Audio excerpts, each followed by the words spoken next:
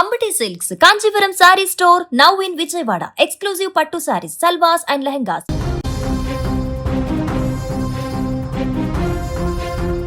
ప్రపంచ దేశాలను వణికిస్తున్న America Iran war అంతర్జాతీయ వాణిజ్యానికి వెన్నెముక వంటి హార్ముజ్ జలసంధిపై నెలకొన్న ఉత్కంఠకు తెరపడుతోంది. గత కొద్ది రోజులుగా దిగ్బంధంతో అల్లాడిపోయిన సముద్ర మార్గంలో ఇప్పుడు కదలిక మొదలైంది. యుద్ధం ఆంక్షల మధ్య గొంతు నలుగుతున్న ప్రపంచ దేశాలకు ఇప్పుడు ఇంధన అవసరాల కోసం అల్లాడుతున్న భారత్కు ఇది ఒక సానుకూల పరిణామం.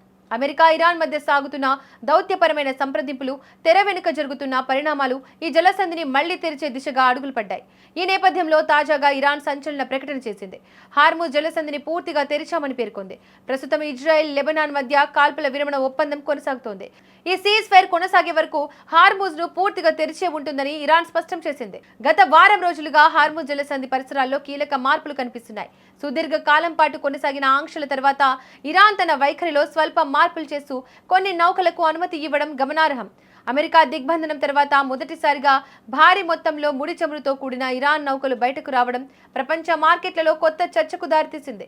యుద్ధం వల్ల నిలిచిపోయిన సముద్ర వాణిజ్యాన్ని పునరుద్ధరించేందుకు లండన్ బీమా సంస్థలు కూడా భారీ భద్రతా కవరేజీని ప్రకటించడం పరిస్థితులు సాధారణ స్థితికి చేరుకుంటున్నాయి అనడానికి సంకేతం.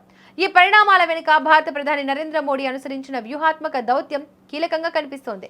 యుద్ధం మొదలైనప్పటి నుంచి భారత్ ఏ పక్షానికి మద్దతు ఇవ్వకుండా కేవలం దౌత్యం ద్వారానే పరిష్కారం వెతకాలని మోడీ గట్టిగా ప్రయత్నించారు. ఇరాన్ నాయకత్వంతో ఆయన జరిపిన సంప్రదింపులు, విదేశాంగ మంత్రి జైశంకర్ బృందం చేపట్టిన మంతనాలు ఫలితాలనిచ్చాయి. ప్రపంచంలోని మిగతా దేశాలు సైనిక చర్యల వైపు మొగ్గు చూపుతుంటే మోడీ మాత్రం శాంతి మరియు సంభాషణ అనే మార్గాన్నే నమ్మారు. ముఖ్యంగా భారత్ తన ఇంధన భద్రతను కాపాడుకోవడంలో మోడీ తీసుకున్న చొరవ ఇరాన్తో ఉన్న పాత సంబంధాలను మళ్లీ బలోపేతం చేసింది. అమెరికా ఒత్తిడి ఉన్నప్పటికీ దౌత్యపరంగా ఇరాన్ను ఒప్పించడంలో భారత్ సఫలమైంది. ఈ ఫలితంగానే ఇప్పుడు హార్ముజ్ జలసంధి గుండా వాణిజ్య నౌకల ప్రయాణానికి వీలు కలుగుతోంది. ఇది కేవలం భారత్కే కాకుండా ఆసియా అంతటా ఇంధన సరఫరా గొలుసును స్థిరీకరించడంలో కీలక పాత్ర పోషించనుంది.